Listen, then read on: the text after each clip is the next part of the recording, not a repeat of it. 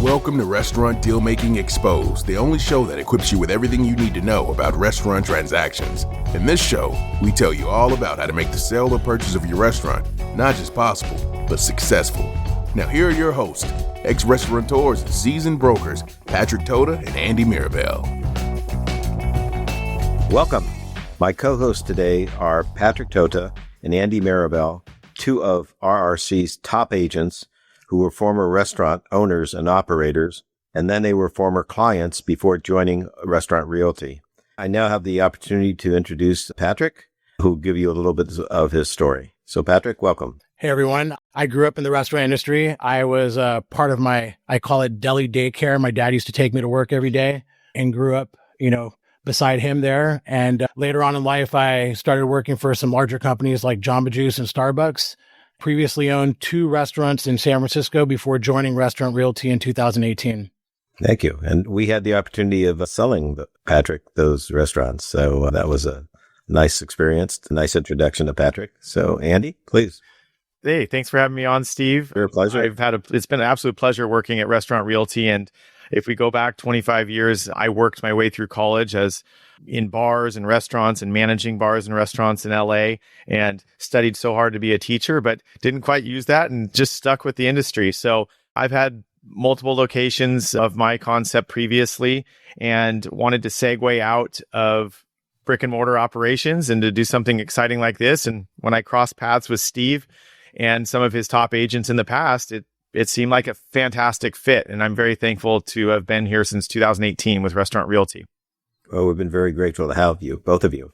And I would also add, when I first met Andy, how old were you? 25 years ago. I mean, I think I had hair, a partial mohawk, and yes, I think it was at Blowfish Sushi in San Francisco. It was probably 24 or 5. Yeah, Blowfish on what avenue? Bryant in 20. Bryant, way out on the mission. Nearly 3-decade run. And then I remember you coming back to my restaurant when I had my own restaurant in San Francisco, and 5 or 6 years in, I had you in to sit down and talk about the potential of selling. And we didn't quite get there at that point, but RRC helped me sell my second restaurant in Sacramento a few years later, and I came on board with you. Right. Well, we're grateful that you did come aboard. So our topic today is going to be why restaurant deals fall apart and how to save them.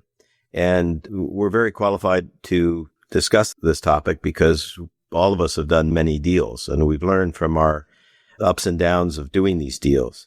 So our format is that we're going to be asking questions. I'll be asking some questions. Patrick will be asking questions, and Andy will be asking questions. So I'm going to start off by asking the first set of questions, which is number 1, what are the top 2 or 3 reasons restaurant deals tend to fall apart while in contract, while in escrow?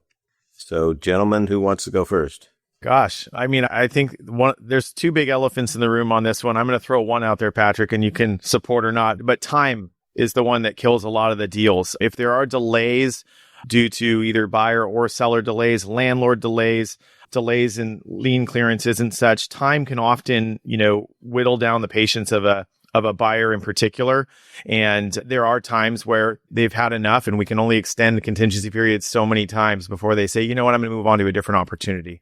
I think that's a huge one. I think we're going to end up talking about the lease, which I think is really important later on. But I think another really big reason is the buyer or seller not being flexible or reasonable. Both sides, I think, have to be very patient. They have to work with each other. They have to be, reasonable and flexible with each other. And I think when you don't have that, it just adds another element or a challenge to getting a deal done.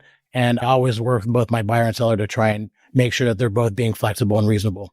Yeah. And you brought up the point of landlords and leases, which we'll probably dive into later. I know we once in a while as agents, tongue in cheek, say, oh, the landlord can be a deal killer because they're not, approving our qualified buyer. But, that is part of the game and part of the transaction. So if a buyer is not up to the standards of the landlord, they can kibosh the assignment of the lease or lease, tenant approvals at that point, and that essentially kills the deal. So that's a big one. Another one I deal with a lot, especially in particular counties in Northern California, is change of ownership inspections with the health department. When the business is changing hands from one owner to the next, it has to go through quite rigorous inspections. And sometimes those inspections can bring up tasks for the buyer and or seller to complete before the close of escrow or after. That can be quite prohibitive financially. So, when you have an inspection in hand and it's more than a buyer expected, that really can kill a deal because they can back out at that point if it's not something they want to proceed from there. And you had mentioned initially that one of the big potential deal breakers is time. And you very recently orchestrated a deal in the East Bay with a lot of extraordinary time. What was the philosophy or the mechanisms that you used to keep that deal on track? Because obviously there's a lot of diplomacy involved, or that deal could have fallen apart many times. So how did you do that? Yeah, it really went on to be one of the longest transactions I've been a part of. Of course, as a broker, we want to facilitate getting things to each stage and the final, finish line sooner than later. So, other things can't come up. This deal really got delayed for a couple of key reasons. The top one was that we were trying to have the buyer assume the large existing EIDL SBA loan from the pandemic. That process can take 3 to 4 months, and it's a very low success rate. So that killed quite a bit. That actually just took a lot of the transaction here. We kept extending, and we didn't get a positive outcome on that. Thankfully, the way we wrote the asset purchase agreement was that we had plan A and plan B. If plan A didn't work out, we moved to plan B. So that wasted a few months. Also the back and forth between the buyer and the landlord went, I think, far beyond what the initial, agreement with the LOI in terms that were agreed on. It went too far beyond that. And the requests kept coming from the buyer side, which greatly delayed the transaction. And it added to, some frazzled nerves on both sides too. But in the end, we did get the transaction done, but it was nearly 13 months. That's a long one. You hit on something there. It is another reason or challenge to getting a deal done right now, and has been since we got out of the pandemic, and that being the EIDL loan and what that's, added to getting a transaction done. These loans have liens attached to the business, and that's been another challenge in getting deals done because, sellers do not want to pay back the loan, given that it's a 30-year loan with really favorable terms. And having that discussion with sellers early on is really important in trying to get the deal done. It is. And the attempt to try to assign it, recollateralize the assets, the success rate is very low, and it takes a lot of time and effort. It takes a really motivated seller to work with the SBA to get these clearances or resubordination, whatever it may be. But in the end, the seller should be paying off this EIDL loan in order to close escrow. And there are no prepayment penalties on those EIDL loans, right? And the government wants their money back. Oh, sure. 3% plus interest rate. Understood. So occasionally, gentlemen, as we know, sometimes buyers and sellers, they remove contingencies, which means basically they sign off that, the inspection contingencies, the review of books and records, the landlord contingency, whatever contingencies are outstanding have been removed. The buyer usually increases his deposit to minimally 10% of the purchase price. And occasionally, one of the parties, either buyer or seller, try to cancel the deal after that has occurred. So could you tell us, what are the ramifications of either a buyer and or seller trying to cancel an escrow after contingencies have been removed? Yeah, that's a pretty rare thing, at least in my experience so far, but it has happened a few times. I think it's incredibly challenging because you're trying to unravel a deal. You've already, gone through the whole bulk sale publication and order clearances. And so you have to cancel that whole thing. You also, the buyer and seller have to agree in order to cancel a deal. So it's not just as simple as the buyer saying, I want to cancel. Both the buyer and seller have to agree. And if they can't come to terms on what's going to happen with the deposit, that creates a whole nother challenge as well. There's a lot of damage that can be done at that juncture too. If we've removed contingencies and hung an ABC transfer poster in the window, informed staff, informed their customer base, there's damage, and it's hard to quantify that, but it's there and it's real. So, a lot of the times in these rare situations, then the buyer seller should be moving into mediation and try to figure out how to come to some sort of agreement on either to close this escrow or move on. But mediation is non-binding. So just because that person says, hey, this is what I think you should do, both the buyer or seller don't have to, Stephen, maybe you can speak to this a little bit more. They don't have to agree with that. Is that correct? That is correct. Unless an agreement is reached in mediation and they both sign off on that agreement, with the mediator, they both come to an agreement through the mediation that they've agreed. But again, if they don't agree, then it's non-binding, obviously. But if they put an agreement in writing signed by both parties, then I believe it is enforceable. But going back to this scenario, we do have a liquidated damages clause in our contract, which addresses buyers primarily, buyers' failure to basically move forward or try to cancel the deal after they have removed contingencies. And what it states basically is that that their deposits, whatever they amount to, do not get returned. They lose them. And the broker participates in part of those deposits, and any excess goes to the seller. Now, as far as recourse for the seller, if the seller cancels rather, then there's no specific language in regards to that, but mediation is the normal route that is taken if in fact that happens. So we have that actually happening in a situation in Southern California where there was early possession and the buyer backed out and had all his money in escrow. And this is over a year ago, and it's taken us a year to get into mediation, which we have next month. But anyway. I think we all, if you've been as a broker, if you've been through early possession, I've been through early possession as the seller of the business, and I've also engaged in participating that with my clients in a couple transactions, and it's a very precarious situation. So there's a lot of risk involved. Yeah, we do not recommend early possession, only if there's a dire situation like the seller's on the verge of being evicted or it has a health issue and just can no longer continue to operate. There always are some extenuating circumstances because we're dealing with humans. So next question. When deals fail, it is more often due to, is it actual due diligence or is it more in regards to emotional reasons? Gosh, I think due diligence has a huge part in that. We oftentimes share, I think our brokerage is quite transparent with financials in what we have on file as long as you've signed the NDA for interested parties and buyers to learn as much as they can about the business before they actually move to drafting an offer or proceeding into contract. But once you get into contract and you start asking some more hard questions, whether it be about financials, whether it be how you've maintained the major pieces of equipment in your restaurant, hood, grease traps, whatever it may be, things start to come out. So I think due diligence is a big factor on why a deal can fall apart. Obviously, there's an emotional reasons. I have had buyers in the past that, yes, they love their business. They're emotionally tied to it and the team. If they don't think the party coming in is going to take good care of their team or something, as they get to know them, I've had buyers start to get a little weary about the deal proceeding. I've had sellers prepare the business for sale and then kind of fallen back in love with their business as they prepared it for sale and close of escrow. And that shows emotional ties. How often does that happen? Because that doesn't happen to me very often. It's rare, but it's actually happening to me right now. And, again, as a broker and agent to them, we need to keep their mind set on the prize and the end game of this too. So it's not common, but it can happen.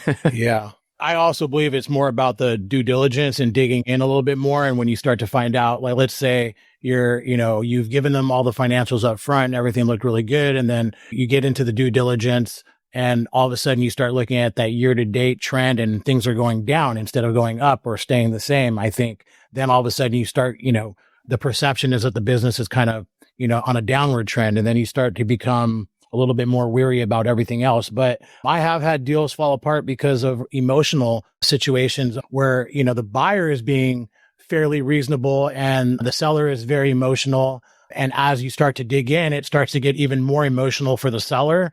And I would say that I've had fairly reasonable sellers that have gotten emotional, which has been a little bit surprising at times. And so I think it could happen to the best of the folks that I've worked with. But I think it's more often due diligence and numbers and inspections and letting that kind of tell the story on whether you're going to do the deal or not.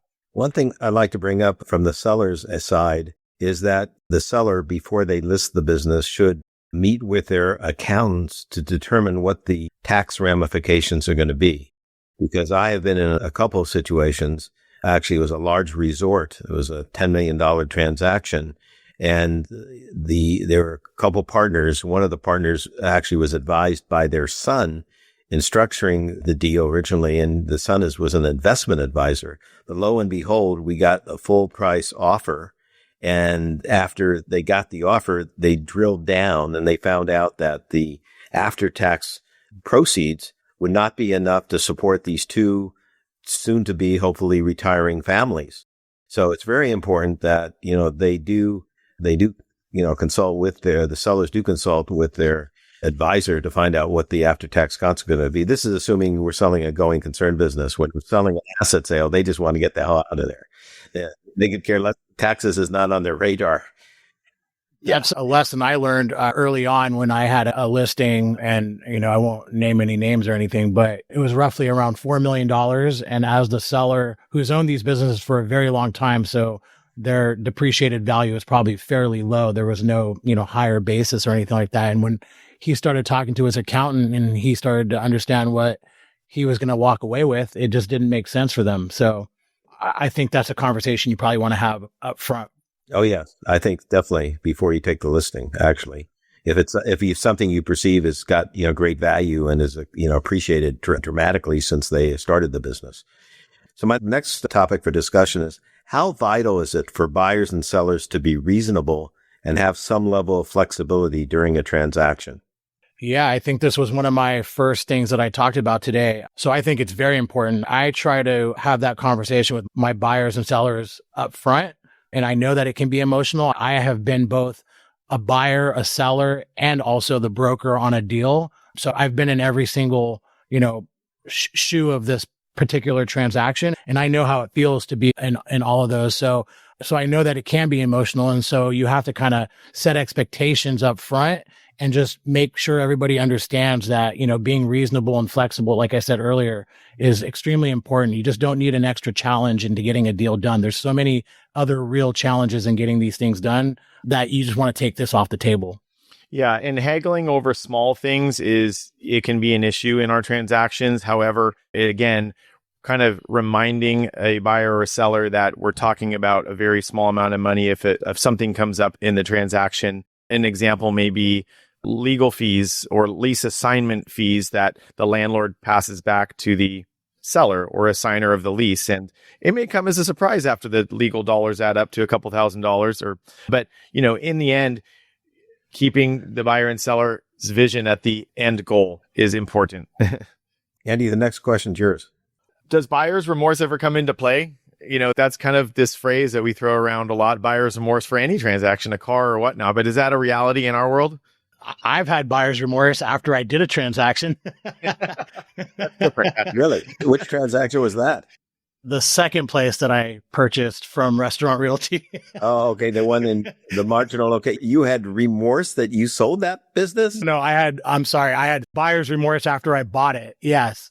Oh, okay. Seller's remorse after you bought it. Yeah, not buyer's remorse. You were delighted to get rid of that place. Yes. Especially that was just pre-COVID. No, I had buyer's remorse when I bought it at the time. Buyer's remorse can come into play. We brought up early possession earlier, and although that's rare that we use, that in a transaction, once a buyer is in a space, operating a business with the team and all the nuances and seeing it in real time every day, yet they don't own the business yet, because escrow hasn't closed. I've had buyers go, "Oh my God, I didn't see all this." I'm like, "Well, no, you didn't, because you weren't the owner yet." And so, that's something that could really accelerate buyer's remorse if you're in early possession as a buyer and you see things that you were unprivy to as an observing buyer or even customer.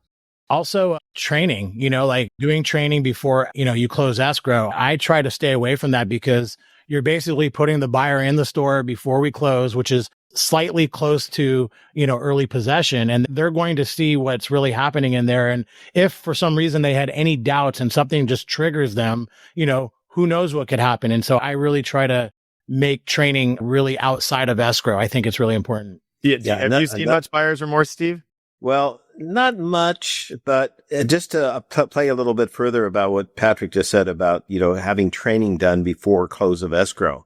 The other complications there is that if the staff knows that, this is the buyer, he has sometimes confusion as who does he owe his loyalties to? The buyer's become the new owner or the former owner? So it can get a little dicey there as to, chain of authority for following up with, between the employee and the landlord. But in rare occasions, it may work very well. I recently sold a German restaurant to a Korean, and they wanted to continue the restaurant as German. So needless to say, the Koreans did not have any experience in German food. But they have had a very successful track record of owning 2 or 3 other restaurants. They were Japanese sushi teriyaki type restaurants, and they had substantial financial wherewithal, and they wanted to continue to run this business. And so they asked to have training 2 months before the close of escrow. At first, I was really taken by that, but when I drilled down and I saw their backgrounds and I saw their financial strength, they were also, by the way, buying the building as well as the business. So it was a $2.5 million transaction. And the seller was very forthright, with the employees before they came in. And he said, these are, professional restaurant people. They know how to deal with people and they know how to operate.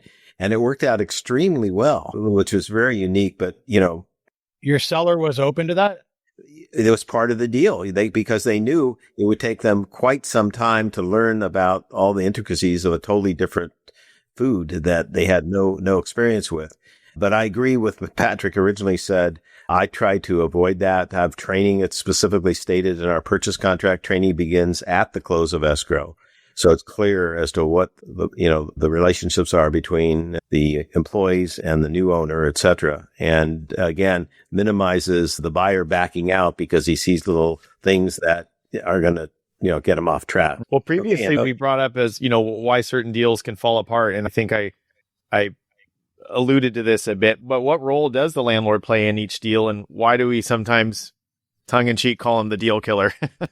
Yes. Well, I think that there's no question the landlord makes or breaks the deal.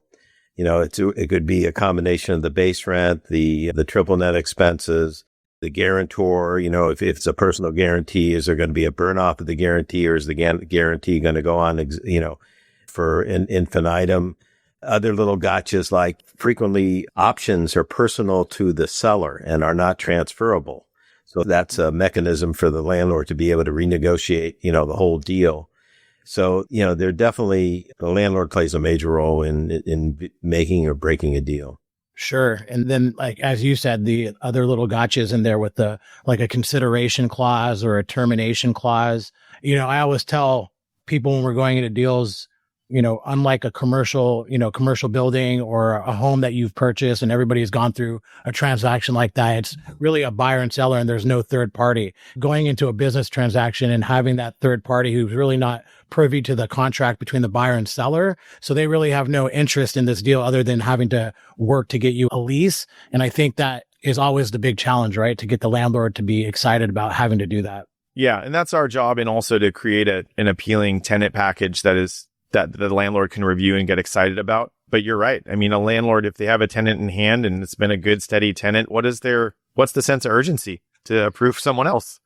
They say it's always part of their job as being landlords. True. Very political of you.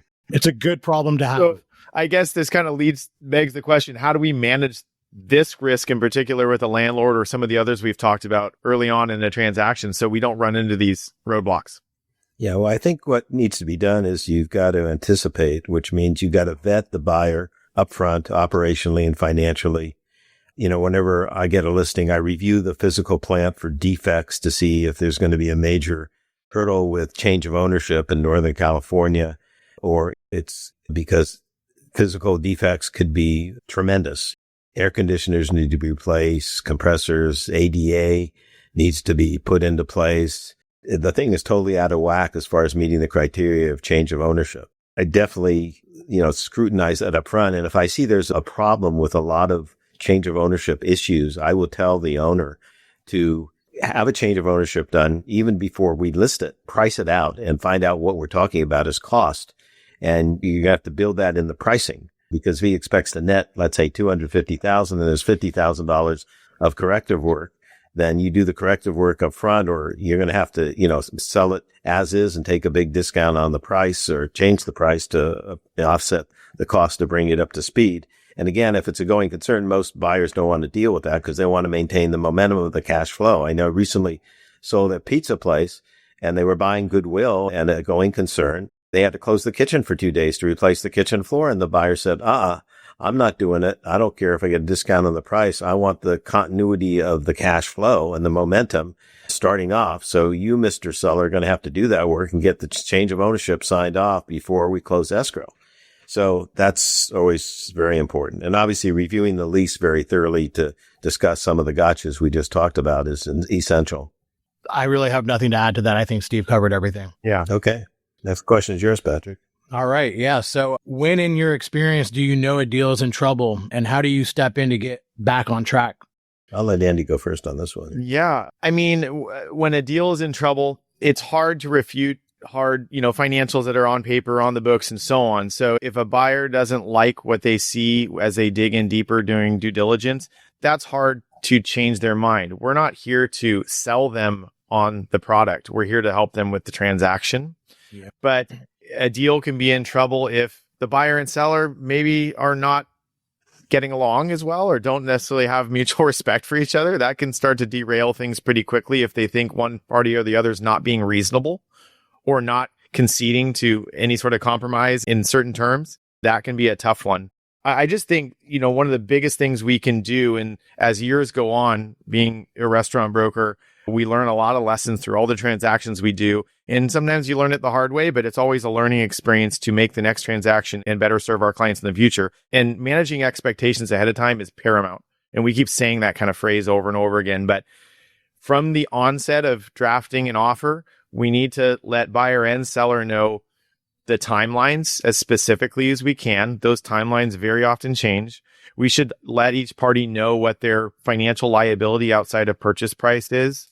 And we want to get them prepared for certain milestones in the transaction too. A big one being, having their pro forma, their financials, their credit reports, their description of self for the landlord so they can get approved. So I think really us managing expectations is key, and being as transparent as possible and clear as possible with each of our clients so they know what to expect, because these deals change quickly and often. And as far as getting a deal back on track that gets into trouble, there are some reasons. The basic reasons are the financials don't pan out to be what they were originally represented to be, in which case, the remedy for that is adjusting the price, assuming the seller is amicable to that.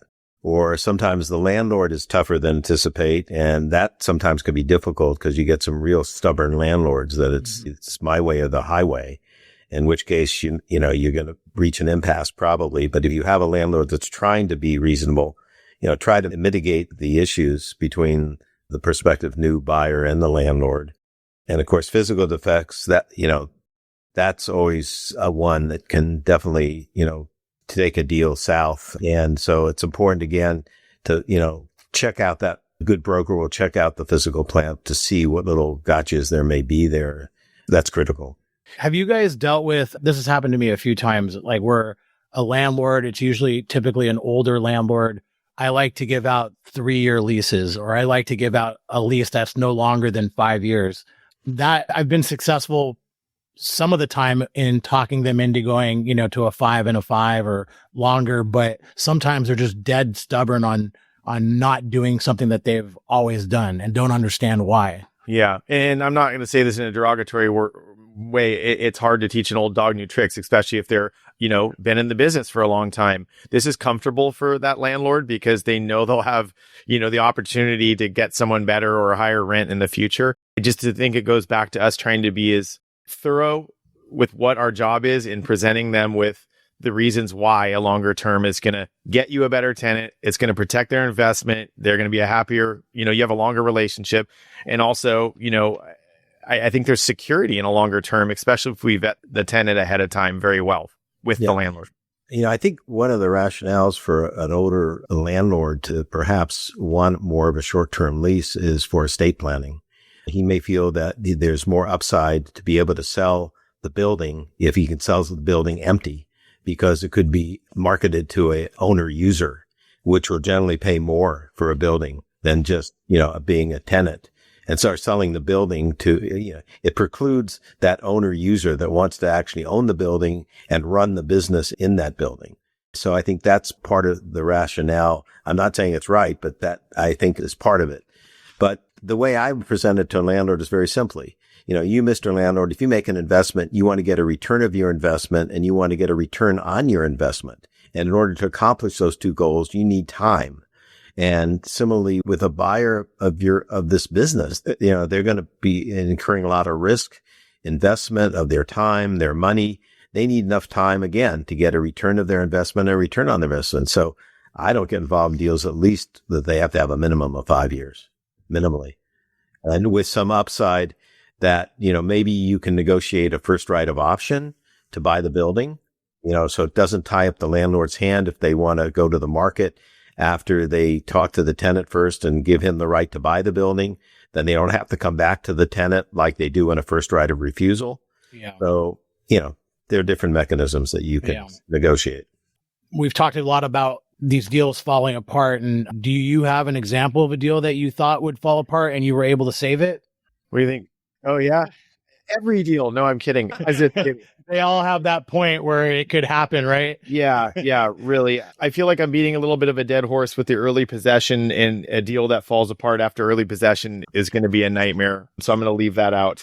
I think I kind of already talked about one of the longer ones we've dealt with. Both buyer and seller were very frustrated with the timelines or perceived stubbornness of the landlord or perceived lack of flexibility between buyer and seller. Patience on my end really did pay off, trying to be an ear for them to, talk to, and they can say what they're feeling and their opinions are. At times we joke that we are a little bit of a therapist in these deals, which is fine. And we want to let each party get out what they need to get out. But I also think kind of letting cooler minds prevail in some of these disagreements or frustrations does allow the deal to stay on track, in addition to us trying to offer supporting evidence.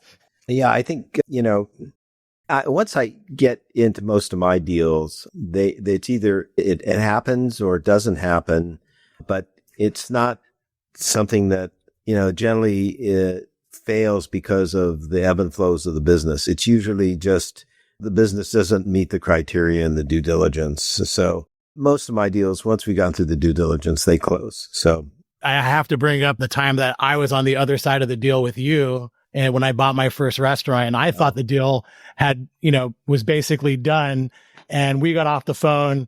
And then about a week later, we started talking again, and I really thought the deal was dead. And then it came back out of nowhere. And so as a buyer, that was a very scary moment for a second there. Yeah. Remind me, I remember that, but what were the issues, the particular issues? Landlord issues, wasn't it? It was price. After digging in on due diligence, I had come back and, to your defense, I probably came in pretty low with my, I said, look, I can continue to do this deal, but it would have to be, at X price. And you were like, well, they're not going to do that. And I said, okay, well, and I didn't want to, but it was one of those moments where I kind of had to dig in. And then we hung up, and then you called me back about a week later and you said the seller had agreed. And I was like, oh my God, I was flabbergasted. I thought the deal was done, and we had been working on it for quite a bit. Yeah. And that was my first business purchase. So I was, it was like the time that my dad took me to buy a car for the first time, it was. Well, Steve had to make you sweat on that one, Patrick. It was intentional for sure. You were a very shrewd buyer. I was very impressed with your negotiating acumen. Considered this was the first business that you had purchased, but you just had a good sense of negotiation, and that has obviously served you very well in your career here, as a restaurant broker. Thank you very much, Steve. Yeah. All right. I think I'll turn it back over to Steve here for the next set of questions. Okay. Do you have an example of a deal that you thought would fall apart and you were able to save it? Oh, no, we just asked that. Oh, we did ask that. Okay. Then I didn't give you my full answer because I did have a specific deal. It was a very large deal. It was the Fisherman's Grotto deal, number 9, which is the largest deal I've done as far as without real estate. And it was because it was not financeable, because the finances couldn't support a SBA loan or any kind of bank loan. It took a lot of negotiations for the seller to agree to carry back a serious carryback. And the sellers were obviously very reluctant to do a carryback. And so I suggested, well, geez, this buyer has a substantial amount of real estate. Why don't we secure the note with equity, first note or second note? I can't remember what it was, but it was a note that had no greater than about a 50% loan to value with the existing financing and the seller carryback financing. And so they agreed to that. So they carried a note secured by the buyer's piece of property. That was one issue. The second issue was it's an old historical business that had been in business for 75, 80 years. And there was a lot of history, a lot of photos of the family and all kind of artifacts in the restaurant, and the buyer wanted to keep that history because he was going to keep it as Fisherman's Grottos, make it better, but wanted to keep the old tradition. So he wanted all the original photos and he wanted the artifacts. So in order to mitigate that concern, what we did is we had photos taken of the photos, real high quality photos, so that the owners could keep the original photos, and then copies of the photos would go back on the wall in their place. And then we had some artifacts that were replicated. So it still had the feeling of being the real, historical experience of the family, operating it for 75 years. So that was one thing. And then they wanted also, there was another issue. Let's see, the landlord wanted to, which is the Port of San Francisco, wanted a personal guarantee. And the buyer said, I've got a substantial net worth. There should be no reason for a personal guarantee. And so we negotiated a cap on that personal guarantee. Wow. This is why Steve is the big dog here, because I'm not going to even share my deal that almost fell off track because it was some little cafe. No, I'm kidding. This is why Steve, who he is. A picture of a picture. I like that. Yes. Okay, that's cool. All right. Okay, so it's my turn.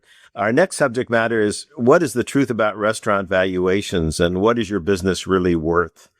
And needless to say, most sellers think that their business is worth a lot more, a hell of a lot more than what the market will support. So my first question to you, gentlemen, is how often does a seller's idea of their restaurant's value line up with the reality of the market or with your broker opinion of value? And you may want to explain to the benefit of the group, what is a broker opinion of value? Yeah, Patrick, you want to take that? Yeah, a broker opinion of value is, we don't call them valuations because we're not appraisers. So we take your financials, we do a weighted average for the last 3 years, and based on the adjusted net income, we use a multiplier to find out what we believe, your business is worth. And we use comps from, relevant, close to your restaurant or, a similar type of restaurant to get that multiplier. So that's what a broker opinion of value is. Regarding a seller, whether or not they think that their restaurant is worth what we provide them, that does happen time to time. And, I don't think there's any, a seller has been there for, however many years, they put their blood, sweat, and tears into it. It can be a very emotional thing because you have to kind of line that up with what your life has been about for the last 20 or 30 years that you've been doing that. And, a lot of times it's about, what they believe the restaurant could be doing versus what it actually is doing. I think I get that a lot. It's like, oh, there's a lot of opportunity here. Yeah, which is not what we're selling. Yeah, but we have to do it based off of what it's actually doing or has been doing for the last 2 to 3 years. And I think that's probably the disconnect that come around a lot. Yeah. And if I could interject just for a minute on that, about what it is doing versus what it could be doing. We tell the seller very simply, the buyer is going to pay what it's doing, not what it could be doing. Their motivation for buying it is what it can do, but for what it can do, they're going to have to invest their money and their time, and there's no guarantee that the restaurant will do what it can do. They're going to pay for what it does do. That is the reality. Their motivation to buy it is, again, partly what they think they can take it to the next level. Yeah. I think I'm going to give credit to a lot of the sellers out there that most sellers who are ready to sell do really put their trust in our hands. And we go through the review of what is shared and provide them with a broker opinion of value. And I want to say that most are very reasonable and understanding. But there are those out there that are putting value on what it could do, even though the business may not be making money currently or revenue's low. And that's a hard conversation to have because I don't want to discount like Patrick said, the blood, sweat, and tears that went into them operating this business for so many years. I had a really nice conversation. One of my friends and an accountant, restaurant accountant, I think both of you know him, obviously Dan Angle Accounting, and Steve's talked to him, crossed paths with him. But we brought up this exact question with him weeks back, and he had a good chuckle with me and said, he thought that our brokerage and us as agents really are realistic about the values we've been putting on businesses, the ones that he's privy to, because he's a restaurant accountant and deals with a lot of sellers that we work with too. But he brought up the fact that a lot of CPAs and accountants, if the owner goes to a CPA or accountant and asks for what's the value of my business, he brought up that a lot of these CPAs and accountants are putting balance sheet valuations, using balance sheet valuations to come up with the value. And it's essentially the assets on the books, the liabilities, and the equity equals the value of the business. And from our standpoint, that is not an equation that works because it's not based in reality or what the market will bear. You know what I say typically to a seller that says, well, my account tells me that my business is worth X, and that X is unrealistic from my perspective. What I respond is very simply, how many restaurants has your account sold? Yeah. It's one thing to be theoretical. It's the other to be practical. And we have the practical input because we've been there and done it. And that's what we do is we do a serious broker opinion of value based upon our history of sales comps. And one of the things we do in recasting the financials, that means, doing adjustments to the financials. Primarily we work off tax returns. The current year, we work off the most current year-to-date P&L, but we add things back and sometimes we subtract things back.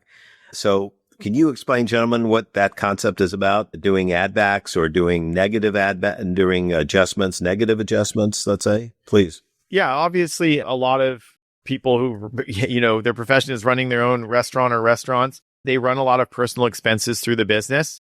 And these personal expenses are not necessarily it's not necessarily going to apply to a buyer coming in operating the business under their own management or ownership. So what we can do is take these personal expenses and add them back to the bottom to figure out what the seller discretionary earnings or true profit is of the business. Some of these are approved add backs by a lender or an SBA lender. They're the more major ones like owners, one working owner salary plus payroll taxes, amortization, depreciation, and major owner expenses that aren't related to the business, such as auto or things like that, automobile expenses and things like that. But when we add these back and recast it, it can give us a reflection of what the true profit would be if a new owner was not running these things through the business and had it all, on their books to show on their tax returns at the end of the year. Yeah. And then there's, on top of that, I think what Steve was talking about as well is like negative add backs. Yeah. Sometimes, like, for instance, I have a business that I'm doing right now where the owner has his dad come in there and he works, 20 or 30 hours a week and he's not on payroll. And so, I have to do a negative adjustment to offset that as a normal employee, right? So I have to take a average wage of what a normal employee would be by 30 hours and do a negative adjustment. Also, I've got another deal I'm working on where the landlord is the seller and they're not paying themselves market rent. They're paying themselves, slightly lower than market rent. And so I have to do, whatever the landlord's paying themselves, I do on top of that a negative adjustment for whatever the difference is going to be for what, market or what the landlord is hoping or to get for that lease. So there are some cases where we have to do these negative adjustments to normalize everything. Yeah. A really simple example is if it's a chef owner operator, the buyer that's coming in is not a chef. They may be able to offset some of the front of house labor to an extent, but if you have to hire a full-time chef, it's going to cost you, a pretty penny to do that. So we have to account for that when we, recasting the profits. Or there are some cases where the seller is a working owner and he's, working 50, 60 hours a week and the buyer doesn't plan to be the working owner. So again, you're going to have to do a negative adjustment for what the costs are to replace the work that the seller owner. So to re-amplify with what Patrick discussed. There's times when we're talking about add backs though, where there are certain owners and operators that will just be running everything through the business, their food for home or whatever it may be, travel, all these things. So are there things that we as brokers don't add back, to the bottom line? Or more importantly, are there things that lenders absolutely don't add back? You want to go first, Patrick? On that one? Yeah. I always tell my sellers, I've had some that, really go in depth on the things that they're writing out to their business. And I try to draw the line, but, as long as we can justify and we can show, some sort of records and really, because it's really about the perception to the buyer, right? So if we can really disclose all of those and really pull them to the top and show it to the buyer. But the problem is, like you said earlier, the SBA loan. If we have a business that we want to get pre-approved, there are certain things that the SBA are not going to allow you to add back.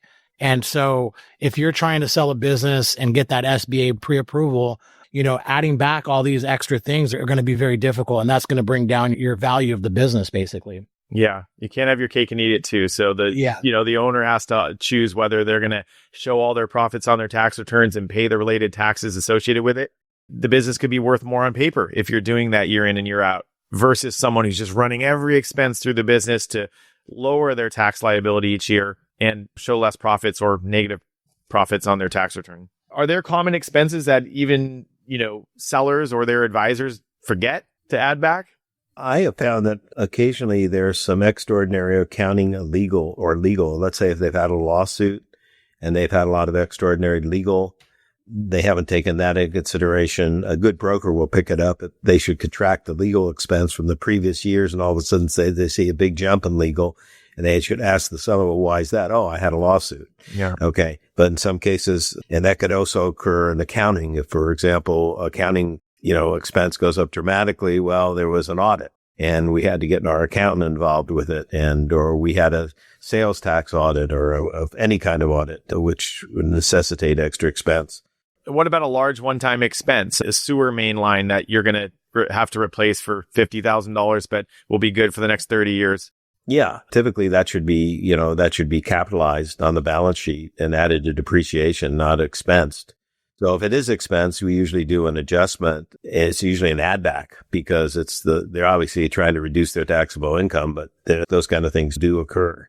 And so, it always is very beneficial for a prospective client to deal with an experienced, broker agent like the three of us to really do the proper adjustments to make sure that, the seller's discretionary earnings, which is the reconciled amount of the adjustments, is right and is bona fiable and will be believable by the buyer, which will enhance, getting the deal done. To kind of move into another topic here, what makes a restaurant worth more than the number on the tax return? So obviously for going concerns, we want to use a multiplier of SDE or profits to come up with the value of the business. But what are some other items that could actually add value, in our opinion? I think, the goodwill of the business, and goodwill is usually the reputation of the business. And some businesses have a very unique reputation because of their past history. Like, for example, Fisherman's Grotto number 9, although it was not making a lot of money, the buyer could see that it was an institution and it had a phenomenal location and it had a lot of upside. So that would be an example of one. Or like another business I sold is like Tommy's Joint, which is again a historical business, key location prior to COVID. But it's still a very strong corner location. And again, the real estate went with it. Generally speaking, if real estate goes with a business, I have found personally that the seller can get usually a 10% premium on the value of the business if the real estate goes with it. He buys the real estate at market price, but he can usually get a 10% premium on the market value of the business if he can buy the two together, because there aren't that many opportunities where sellers actually own the real estate. And most buyers would love that kind of opportunity, but those kind of opportunities are far and few between. I mean, for example, Restaurant Realty has sold over 1,600 businesses, of which only 75 had buildings with them, because it's just not that prevalent for a seller to own the building because real estate is so expensive in California and most parts of the state. So also if they have a unique situation like a liquor license, like for example, in Venice, Southern California, they aren't issuing any more hard liquor licenses there. So liquor license could go for $500,000 in Venice because they just aren't available, period. And they aren't issuing anymore. So if you have a long-term, let's say below market lease, and if you present value discount that lease, that's got X amount of value and that lease is fully assumable. But more likely than not, you don't see those many situations. And if you do, the landlord just say, hey, I don't care if it's assumable or not. I'm not doing this deal until I get a new market lease. So anyway, that's enough on that. Patrick, Any thoughts? The two things that I said was goodwill, which institution type business, right? Like those, I would slightly overpay for something like that because they don't come around often. They probably have, very few owners that have ever owned it. And if they're very profitable and have really strong revenue, I mean, those just don't come around a lot. And then lease, that's one of the more major things because that's something that you're going to be paying the entire time. And, your landlord is almost like your partner and you don't want to be overpaying for 10 years, 20 years, so I think if you can get a below market or a very reasonable lease, I think that's going to always be a huge value. Right. Yeah. Unfortunately, gentlemen, because of time constraints, we're reaching our time limit and we have another subject to discuss, and perhaps we'll have to have another get together, which is for our future viewers, turning a losing business into a winning opportunity. And I think that's a good segue for us to sort of end here and sort of entice the audience to, hopefully join us again in covering that subject. But I want to thank both you, Patrick and Andy, for the very informative information you shared with us today. And if anyone wants to contact you, Patrick, what's the best way to get you? Patrick@restaurantrealty.com. Okay. And Andy? I'm Andy at restaurantrealty.com. And Yeah. I too said the next two topics coming up, we'd love to talk about it more. There's some really exciting stuff, and wanted to thank you, Steve, for having us on. Oh, it's a pleasure. Thank you very much, Andy and Patrick, for adding a lot of flavor in today's episode. And I want to thank everyone for joining us. And if you want to get in touch with me, you can email me at steve@restaurantrealty.com, or I can be reached toll free at 888-995-9701. Take care of yourself, take care of others, and thank you for joining us today. Thank you, gentlemen. Thank you. If you enjoyed today's show and don't want to worry about missing an episode, you can follow the show wherever you listen to your podcasts. And if you found today's episode interesting or useful, please share it with someone you think would benefit and consider leaving a rating and review. Reviews help restaurant owners or buyers just like you discover this podcast and benefit from the important topics covered in the episodes. Your opinion matters to us as a listener, so feel free to leave topic suggestions and feedback for us, as we will use these to tailor the episodes to you and help you get the most out of listening. Thank you all for listening to this week's episode of Restaurant Dealmaking Exposed. If you're considering selling your business and would like a free consultation, reach out to Patrick and Andy at therestaurantsalesbroker.com or visit www.therestaurantsalesbroker.com to learn more.